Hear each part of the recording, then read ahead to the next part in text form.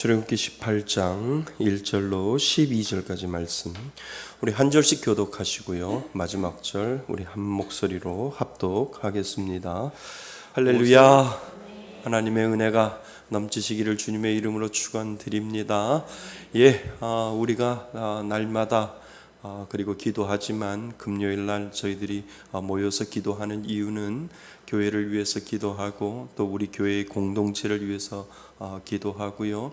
또 아픈 자들을 위해서 기도하는 겁니다. 우리들의 중보 기도가 살아있기 때문에 그렇습니다. 그래서 우리들의 기도가 필요한 사람들이 있어요. 우리들의 자녀부터 시작해서 우리들의 가정과 일터와 그리고 교회와 그리고 목회자를 위해서 여러분들이 열심히 기도해 주셔야 말씀의 숲 교회가 더 든든하게 서 나갈 수 있습니다. 그래서 여러분들이 기도의 용사가 되는 것이고요. 또 목회자와 함께 기도의 동지가 되어 가는 겁니다. 뜻을 같이 하여 하나님 이 말씀의 숲 교회를 기도로 베이스먼트가 되어 기도의 주춧돌이 되어서 교회를 만들어 가겠습니다. 세워 가겠습니다. 그 마음으로 정말 기도도 헌신하는 거거든요. 기도도 섬기는 거거든요. 하나님이 그 은혜를 여러분들에게 보여주실 줄 믿습니다. 여러분들은 섬기러 오신 거예요. 봉사하러 오신 거예요. 뭐로요? 오늘은 기도로요. 기도로 하나님 제가 기도로 세워나가겠습니다. 이 연약하고 작지만 하나님의 교회를 저에게 맡겨주셨사오니 하나님 기도하며 하나하나 그 주춧돌 위에 하나님 견고하게 서 나갈 수 있도록 기도의 디딤돌을 만들어 놓겠습니다. 이 믿음의 고백을 가지고 자부심을 가지고 여러분들 하나님 앞에 한 걸음 한 걸음 나가실 수 있기를 주님의 이름으로 축원드립니다. 잘 오셨습니다. 하나님 감동 받으실 거예요. 그 은혜 잊지 마시기를 바랍니다. 자, 오늘 말씀의 제목 출애굽기 우리 숲속여행 44번째 시간입니다. 출애굽기 18장 1절로 12절까지 말씀입니다. 우리 같이 한번 제목을 읽어볼까요? 시작. 하나님이 주신 은혜를 간증할 수 있습니까?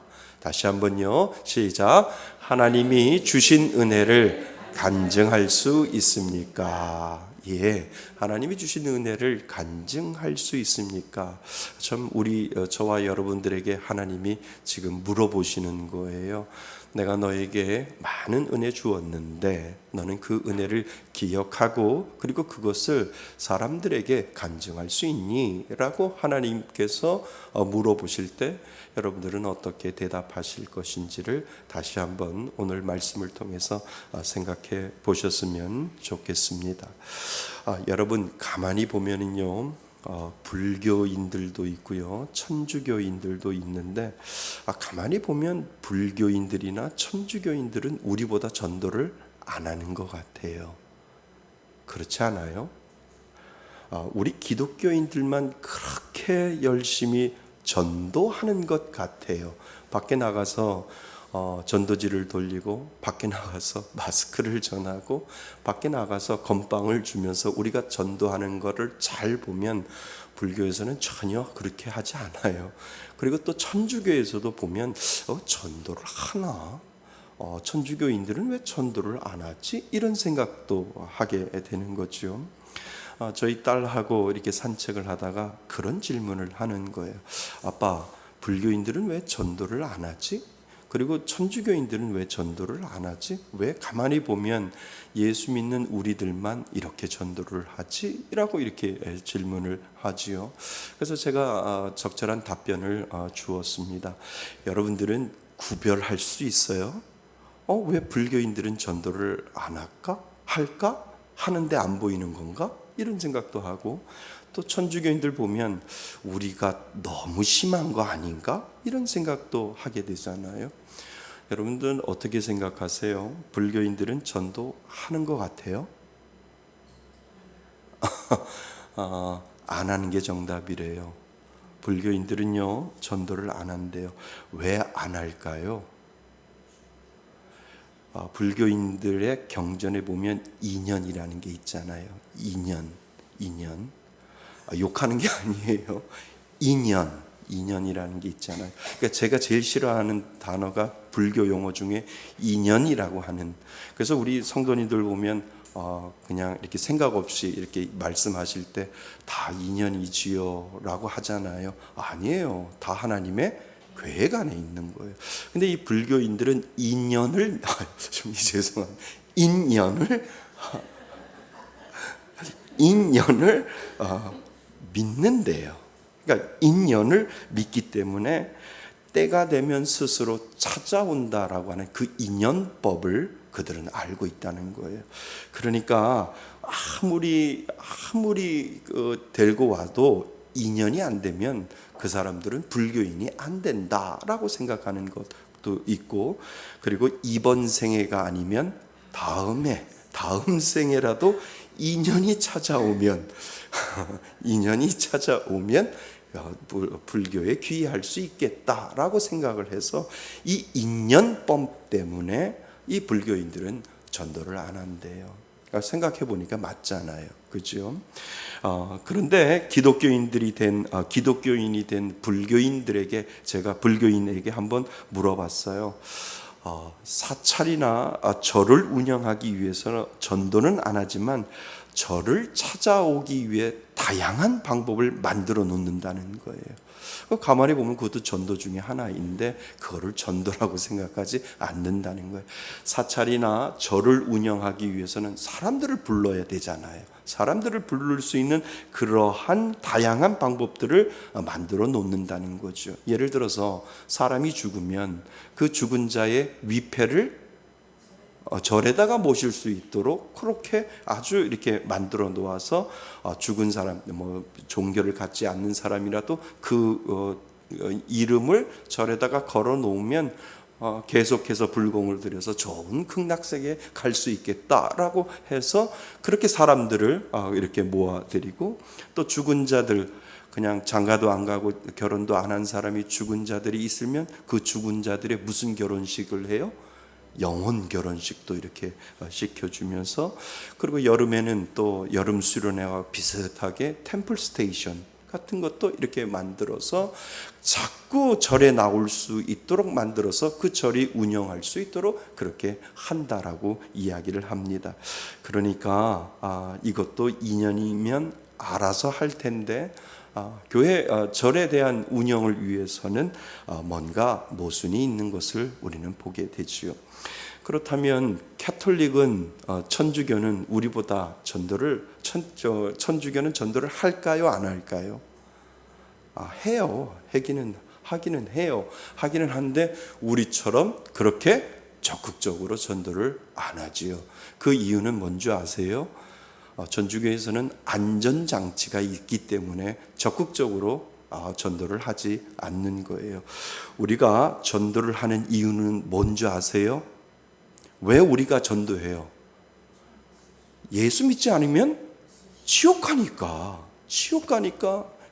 나는 지옥 가지 아니하고 예수 믿고 천국 갈 수 있는데 저 사람 보면 예수 믿지 아니하면 지옥 가니까 적극적으로 나가서 예수 좀 믿으세요. 예수 믿으셔야 천국 갈 수 있습니다. 예수 믿으셔야 영혼 구원 받을 수 있습니다. 예수 믿으셔야 영원한 생명 갑니다. 이 땅의 삶은 짧은 삶인데 죽으면 영원한 지옥에 가니까 당신네들 예수 믿어야 돼요 라고 해서 우리는 적극적으로 전도할 수밖에 없는 그러한 상황에 있는 거지요. 그런데 그거에 비해서 천주교는 적극적이지 못해요. 전도는 한다라고 이야기를 합니다. 천주교에서도 전도를 하는데, 그런데 전도를 그렇게 적극적으로 하지 않은 이유가 있대요. 왜 그럴까요? 천주교는 안전장치가 잘못된 교리에 대한 안전장치가 있기 때문에 그렇다는 거예요. 왜냐하면 안 믿어도 양심에 따라 윤리적으로 잘 살면 믿지 않아서 지옥 가고 연욕을 들어간다고 하더라도, 캐톨릭에서 이야기하는 겁니다. 믿지를 않으면 지옥 가고 연욕 가는데 그 지옥과 연욕 사이에 누군가가 이 땅에 살면서 누군가가 그 사람의 이름을 부르면서 기도해 주면 더 좋은 곳으로 갈 수 있기 때문에 그렇다는 거예요. 아니, 말이 돼요? 천주교에서는 그런 교리, 안전장치가 있는. 그러니까 우리는 죽으면 지옥 가는데, 지옥 가면 다시는 못 나오고 변동이 없는데, 한 번 지옥은 무슨 지옥이요? 영원한 지옥인데, 이 천주교인들은 안전장치를 가지고 있다는 거예요. 비록 이 땅에서 하나님을 믿지 않고 예수를 모르고 천주교인이 아니더라도 죽으면 그 사람을 위해서 누군가가 기도해주고 누군가가 무엇인가를 이야기를 해주면 더 좋은 곳으로 올라갈 수 있다라고 하는 그 안정장치가 있기 때문에 천주교는 우리보다도 더 그렇게 적극적으로 전도하지 않는다라고 하는 거예요. 좀 이해가 되세요? 예, 불교에는 뭐 때문에 못한다고요? 예, 욕하지 마세요. 천주교는요, 안전장치 때문에. 그런데 우리는 뭐예요? 한번 죽으면 믿지 않고 죽으면 영원한 지옥이기 때문에, 안타까운 마음 때문에 예수 믿으세요.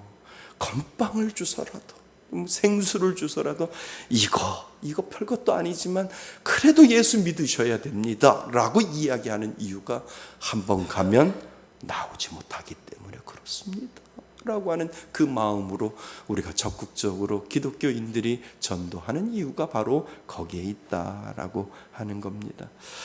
자, 오늘 이스라엘 백성은요, 홍해를 건너서 신광야에 있는 시내산 인근까지 다다랐어요. 제가 서두에 이 말씀을 이 말씀을 여러분들에게 드리는 이유가 오늘 본문에 들어있다는 거예요. 잘 연결시켜 한번 보세요. 하지만 그들의 광야 여정은 절대 순탄하지 않았지요. 우리가 그동안 지켜보았습니다. 이스라엘 백성들은 곳곳에서 모세에게 그리고 하나님에게 원망과 불평을 쏟아내고 그리고 충돌하는 장면들을 우리가 지난 시간까지 살펴보았습니다. 그리고 원망과 불평 속에서 아멜렉 족속, 그죠? 이방 족속들이 쳐들어와서 그들이 역경과 어려움이 발생할 때, 그때 하나님의 능력의 손이 모세의 오른손과 왼손을 누가 들어 올렸어요? 아론과 훌이 그 모세의 손을 들어 올리면서, 이 전쟁은 군사의 숫자의 전쟁이 아니라 누구의 전쟁? 하나님의 전쟁, 하나님의 능력의 전쟁임을 다시 한번 하나님이 그들에게 가르쳐 주었다는 거지요. 그래서 모든 여정 가운데 하나님은 당신이 살아계심과 역사하심을 보여주며 그들은 시내산까지 이르게 되는 것을 우리는 보게 됩니다. 자, 그래서 오늘 본문은 이스라엘 백성의 진영으로 모세의 장인, 이름이 뭐예요? 이드로와 그의 가족이 찾아와서 서로 만나는 장면이 오늘 18장부터 시작되는 것을 우리는 보게 됩니다. 이 일로 모세는 그나마 가족을 볼 수 있다는 그 마음 때문에 지친 몸과 마음을 회복하고 안식을 누렸을 것이라는 것을 우리는 좀 알 수가 있습니다. 모세는 미디안 사람 이드로의 딸 십보라와 결혼을 했어요. 그죠? 예. 그러니까 그 아들들, 두 아들이 있는데 그 두 아들의 이름이 뭐라고요? 게르솜과 엘리에셀 두 아들이 있어요. 그런데 이드로는 미디안 사람이거든요. 이스라엘 사람이 아닙니다. 그러니까 모세에서 난 두 아들은 순수 혈통의 이스라엘 자손이에요? 아니에요. 순수 혈통의 이스라엘 자손이 아니라 이방 민족의 이드로의 그 미디안 제사장 이드로의 딸 십브로와 결혼을 해서 이 아이들은 혼혈인들이지요. 그러니까 게르솜과 엘리에셀은 순수 혈통의 이스라엘 자녀들이 아닙니다. 만약 하나님의 자녀가 되는 조건이 어디에 있다면, 혈통에 있다면 모세가 이스라엘의 지도자라도 그의 아내 십보라와 그리고 그의 두 아들은 분명히 구원받지 못했을 것을 우리는 알게 됩니다. 그러나 구원은 혈통에 있지 않고 어디에 있다고요? 믿음에 있는 줄 믿습니다. 그래서 구원은 혈통에 있는 게 아니에요. 그래서 우리가 구원받은 거예요. 우리도 이스라엘 백성들에 비해서 우리도 이방인이거든요. 사도 바울의 전도를 통해서 전 세계에 복음이 나아갈 때 그 복음을 듣고 하나님이 믿어지는 은혜를 통해서 우리가 구원받았기 때문에 구원은 혈통에 있는 것이 아니라 하나님이 주시는 그 믿음 안에 있음을 우리에게 다시 가르쳐주고 있다라고 하는 겁니다. 이것을 우리는 기억해 하셔야 돼요. 자, 그래서 오늘 우리는 모세의 모습을 한번 보고자 합니다. 모세는 장인 이드로를 만나는 과정 가운데서도 장인 이드로에게 그동안 하나님이 하셨던 구원의 일들을 아주 소소하게 설명을 하거든요. 그리고 모세는 이 만남을 구원의 구 하나님을 알리는 기회로 삼는 것을 우리는 보게 됩니다. 그러니까 하나님의 구원의 역사를 들은 장인 이드로는 기뻐하는 마음으로 하나님을 찬양하고요. 그리고 하나님을 아는 지식을 인격적으로 터득하며 하나님 앞에 번제도 드리고, 그리고 하나님 앞에 희생 제물로 드려서 하나님 앞에 예배 드리는 그러한 모습까지 오늘 우리들에게 보여주고, 그리고 이스라엘 백성들과 함께 떡을 떼며 나누는 장면까지 우리들에게 보여주고 있다라고 하는 겁니다.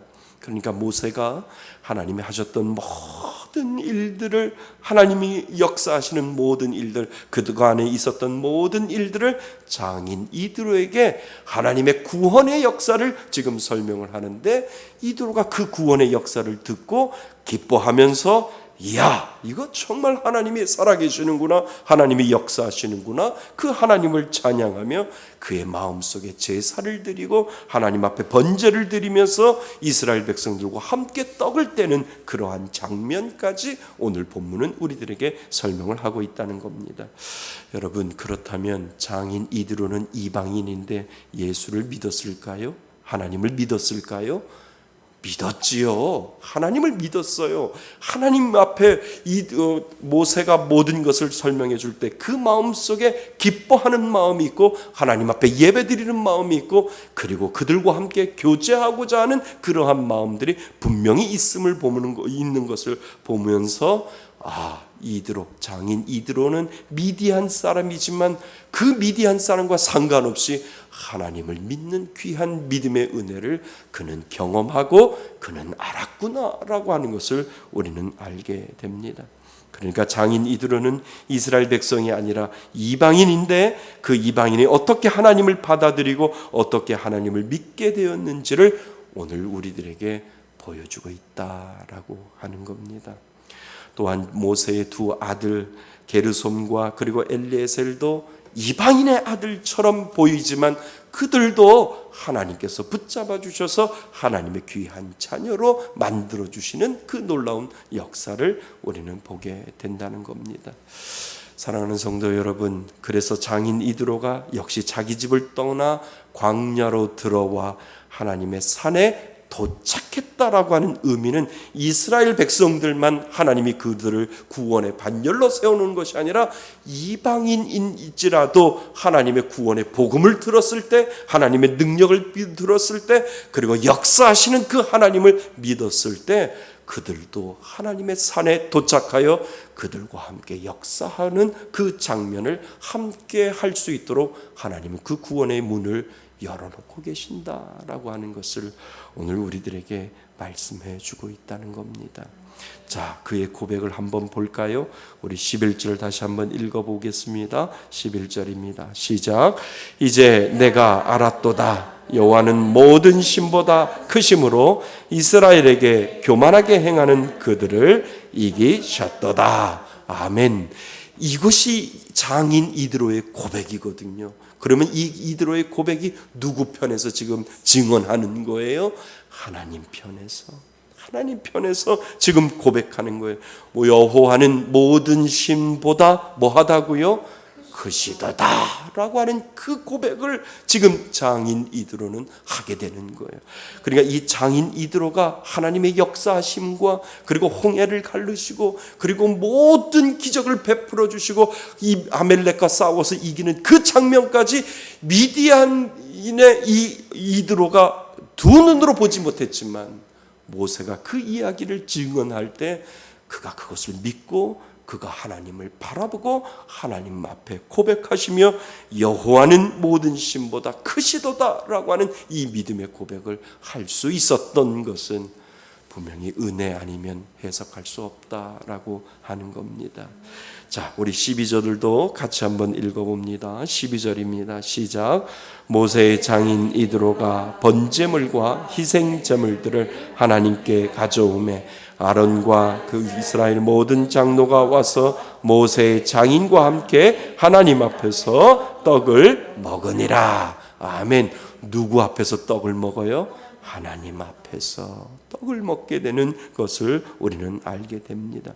그러니까 모세는 분명 장인 이드로에게 하나님의 구원의 역사를 보여주며 하나님의 자녀가 되는 법을 분명히 모세가 이 살아계신 하나님을 내가 만난 하나님을 증거할 때 이드로는 살아계신 하나님을 만나는 장면을 오늘 우리들에게 보게 되는 거죠.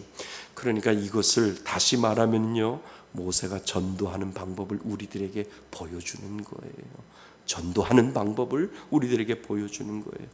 여러분, 하나님은 믿는 자에게 주신 은혜를 기억하라고 말씀하시고요, 그것을 전도로 사용하라고 말씀하신 줄 믿습니다. 그러니까 모세는 다른 것 이야기한 것 아니에요. 어떤 교리를 이야기하거나 어떤 성경적인 지식을 이야기하는 것이 아니라 하나님을 소개할 때 내가 만난 하나님을 지금 증언했을 때 그 증언함으로 말미암아 미디안의 제사장 이드로가 그것을 믿고 하나님을 찬양하고 하나님 앞에 예배드리는 그 모습을 우리들에게 보여주고 있다라고 하는 겁니다. 사랑하는 성도 여러분, 어떠한 지식보다도요, 어떠한 교리보다도 하나님을 소개할 수 있는 최선의 방법이 전도에 가장 큰 효과가 있음을 우리들에게 가르쳐주고 있다라고 하는 겁니다. 이게 전도예요. 다른 게 전도가 아니라. 그래서 믿는 자에게 하나님은 정말 하나쯤은 하나님이 베풀어 주신 은혜를 믿는 자 마음속에 남겨놓으셨다는 거예요. 그러면 제가 여러분들에게 질문할게요. 여러분들에게 그 은혜 있어요? 하나님이 분명히 여러분들 마음속에 나 하나님 믿어라고 이 믿음의 고백을 할 때 분명히 하나님은 하나쯤은 하나님이 베풀어 주신 은혜를 정말 생생하게 하나님은 믿는 자 마음속에 남겨놓으셨다라고 하는 겁니다. 여러분들 그 은혜 있는지요? 있으면 정말 예수 믿는 사람이에요. 있으면 정말 하나님을 믿는 사람이에요. 한번 여러분 이 자리에 나와서 한번 간증해 보실래요? 떨려서 못하는 것이지 다 있다는 거예요. 아멘 하셔야 돼요. 아멘 하셔야 돼요. 아멘 하시는 분만 나중에 시켜서 나와서 하시는 걸로 할까요? 아니에요. 누구나 다 있어요. 정말 이 자리에 나와서 떨려서 못할 뿐이지 내가 당신 지금 하나님이 베풀어 주신 절대 잊어버리지 못하는 하나님의 은혜를 여러분 기억하십니까? 기억하는 한 가지 하나님이 여러분들 마음속에 남겨놓으셨는데 그 남겨놓은 이유가 뭔 줄 아세요? 전도하라고 만들어 놓으신 거예요. 절대 잊어버리지 아니하게 하나님께서 그 믿음의 신앙 가운데 남겨놓은 하나의 간증을 우리는 믿는 자라면 최소한 하나님은 하나쯤 그 마음속에 남겨놓으셨다라고 하는 겁니다. 사랑하는 성도 여러분, 정말 당신은 하나님을 만난 그 간증이 있습니까?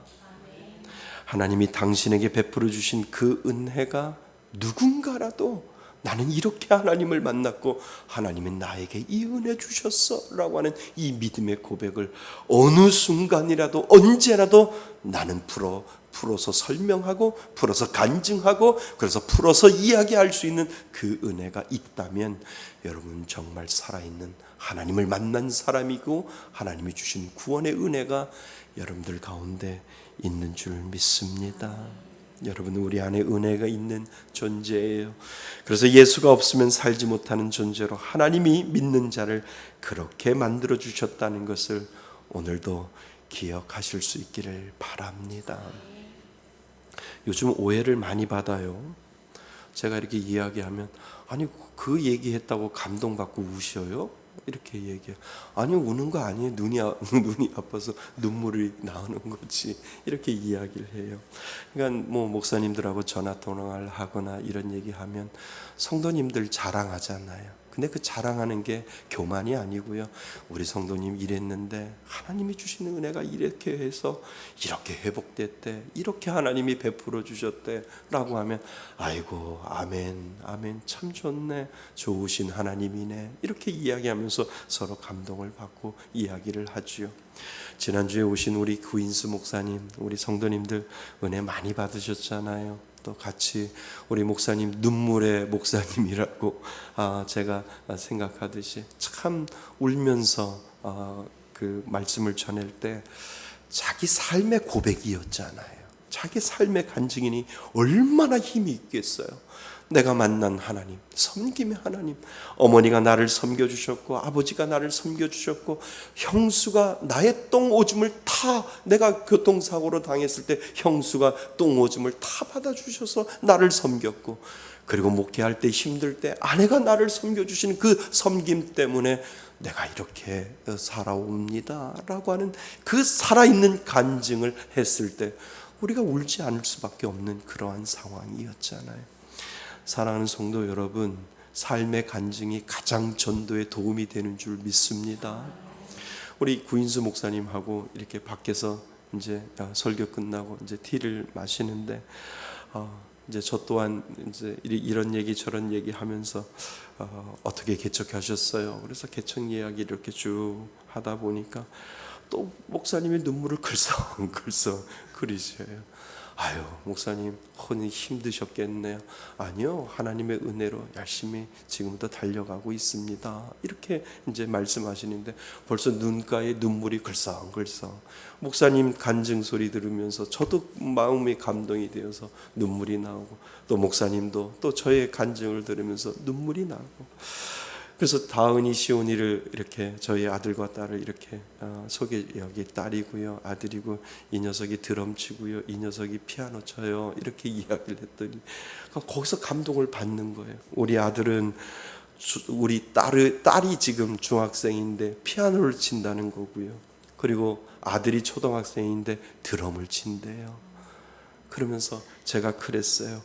목사님 드럼 점수 있어요. 우리 아들 보니까 다 떨어져도 하나님이 드럼 점수로 대학 들어가게 하고 드럼 점수로 하나님 장교로 가게 되고 드럼 점수가 분명히 있어요. 하나님이 분명히 아들에게 그 드럼 점수 주실 거예요. 그랬더니 또 눈물이 글썽글썽. 그렇죠 목사님. 그러면서 서로 같이 은혜를 나눴어요. 제가 말씀드리는 이유는 여러분을 만난 하나님, 여러분들이 경험한 그 하나님이 분명히 여러분들 마음 가운데 있기를 바랍니다. 그래서 전도는 그거를 이야기하는 거예요. 나는 하나님을 만나서 이렇게 변화되었고 나는 하나님을 만나서 이 은혜로 나는 세상의 어떠한 것보다도 하나님이 주시는 가장 귀한 이 은혜가 내 마음속에 있기 때문에 나는 하나님을 떠나지 아니하고 영원히 하나님을 붙잡을 거야 라고 하는 이 믿음의 고백이 진정한 영혼 구원에까지 갈 수 있다라고 하는 사실을 여러분 기억하실 수 있기를 바랍니다. 사랑하는 여러분 내게 주신 은혜는 힘이 있어요. 여러분 그 은혜 있지요? 힘이 있어요. 능력이 있어요. 그래서 그 능력과 그 힘을 이 많은 사람들에게 전할 때 사람들은 죽게 돌아올 수 있다라고 하는 사실을 여러분 기억하실 수 있기를 바랍니다. 정말 그 은혜를 겸손하게 전도하고 싶은 사람에게 풀어낼 때 하나님은 분명 우리가 전도하고자 하는 이들에게 은혜를 베풀어 주시는 하나님, 그 하나님을 믿을 수 있기를 바랍니다. 여러분들 마음속에 정말 한 가지 풀어낼 수 있는 그 간증이 있음을 기억하시고 정말 내가 나에게 맡겨주신 그 영혼을 위하여 하나님은 오늘도 열심히 그것을 풀어젖히고 그것을 풀어서 설명할 때 하나님 그들의 마음이 감동되어 주께로 돌아오게 하여 주옵소서. 기도하실 수 있기를 바랍니다. 그 은혜가 영혼 사랑이 되게 하여 주시고 그 은혜로 정말 믿음으로 살아가시는 저와 여러분이 되시기를 주님의 이름으로 축원드립니다. 아멘. 오늘 주신 우리 말씀의 제목 한번 읽어볼까요? 큰 소리로요. 시작. 하나님이 주신 은혜를 간증할 수 있습니까? 아멘. 큰 소리로 하셔야 돼요. 다시 한번요.